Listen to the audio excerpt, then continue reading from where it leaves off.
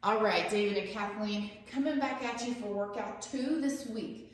This is the final challenging workout of the week.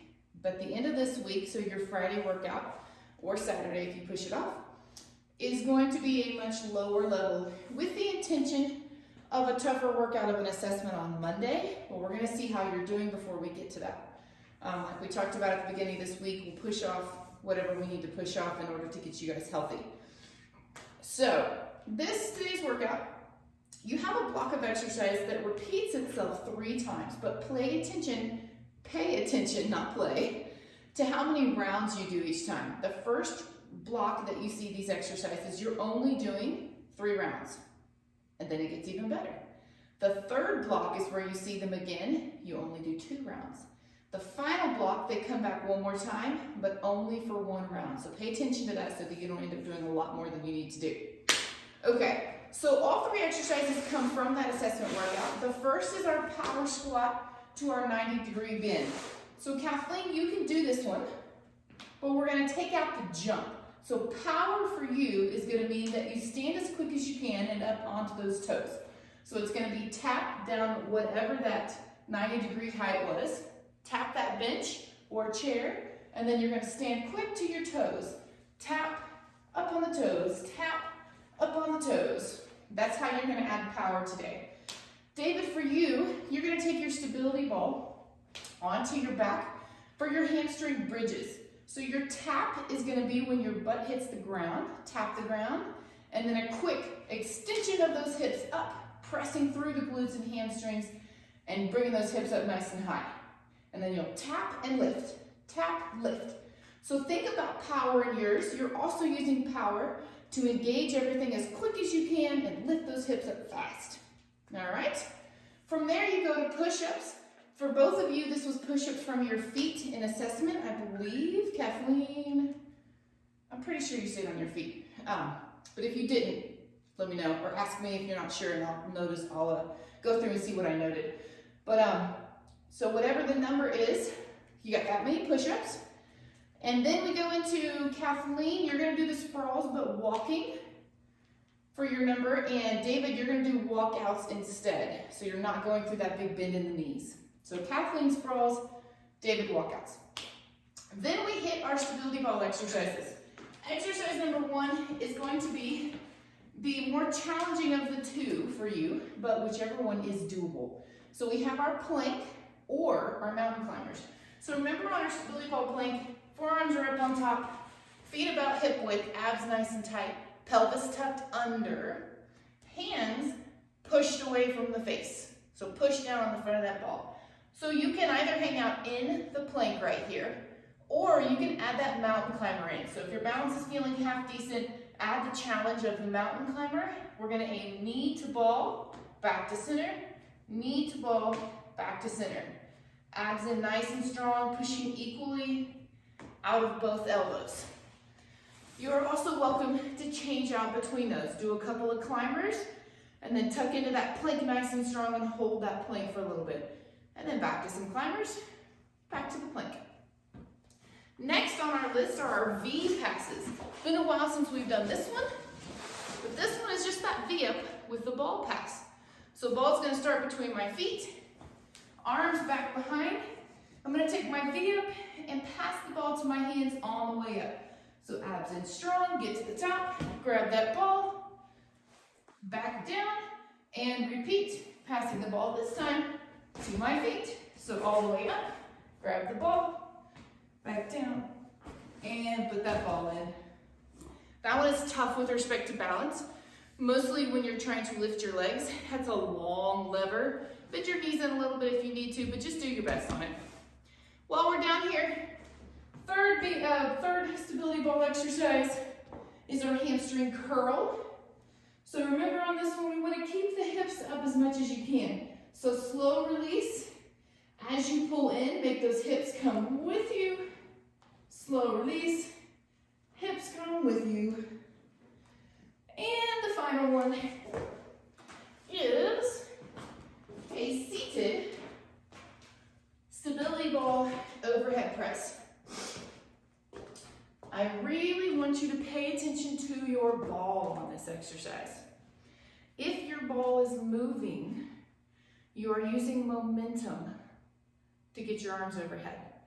If your ball feels like it's not moving at all underneath you, then you're doing a really good job of stabilizing with your core and working with just your arms. So, abs in nice and tight, feet are about hip width or so. We're taking that press overhead slow and controlled, and returning slow and controlled. Abs super strong, glutes are tight, nothing is moving but those arms. It is a timed exercise, so it doesn't matter how many reps you do. Don't go for pumping them out super fast.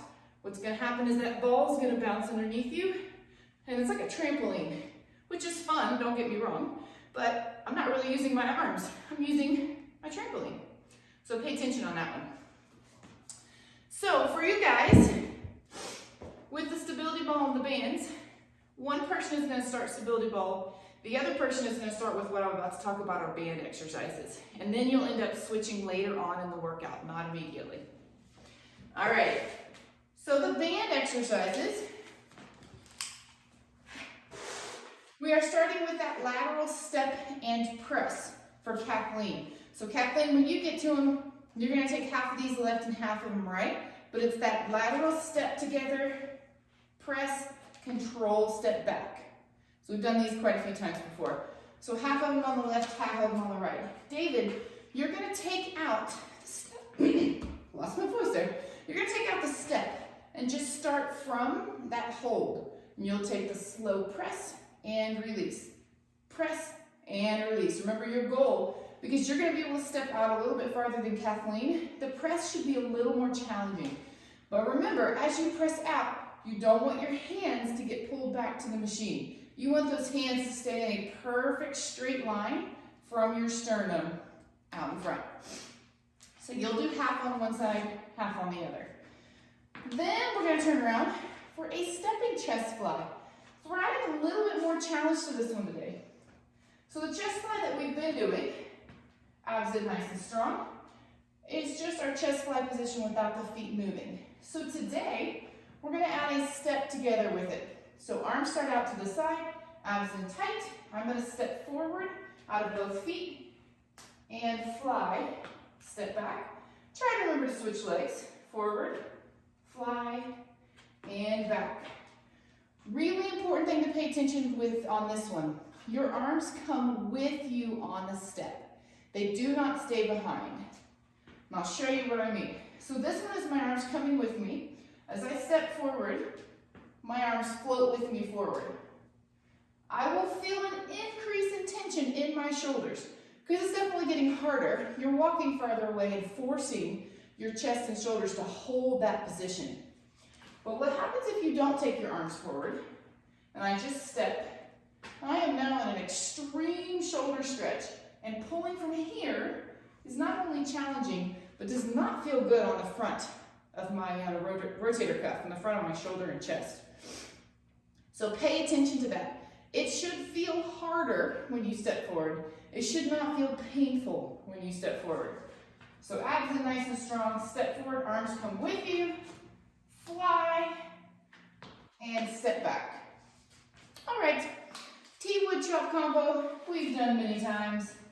It is our T, our step out of one foot, and wood chop. Back to center, T, step, wood chop. Remember to pay attention to the foot that's not moving. It's not supposed to move. Remember what happens a lot, like we used to talk about in class all the time, is when you step, the foot that is supposed to stay facing the band likes to turn with you. Don't let it. You should be a 90-degree angle. Feet should be perpendicular to each other, not parallel, perpendicular. So watch that inside foot. All right, the final one is going to be a tricep kickback. So Monday we were overhead, which means we're facing away. Today we're staying facing, and we're gonna kick back. So give yourself a little tension. Chest drops forward by hinging at the hips. Elbows come to my side. From here, the upper body and the elbows do not move. Hands press back. And to start, press back, return, press back, return. No matter how many you're trying to do or how fast you try to go. Always remember that shoulder to elbow does not move. It is only the forearm to the hand moving. You will feel a difference. If you let that elbow move, you're gonna have very little tricep action. You're gonna have a whole lot of entire arm action. I want those triceps, so keep them right there. All right, guys, if you have any questions on this workout or something does not fit, please let me know and we'll get it fixed as quickly as possible. Have a great workout. See y'all later.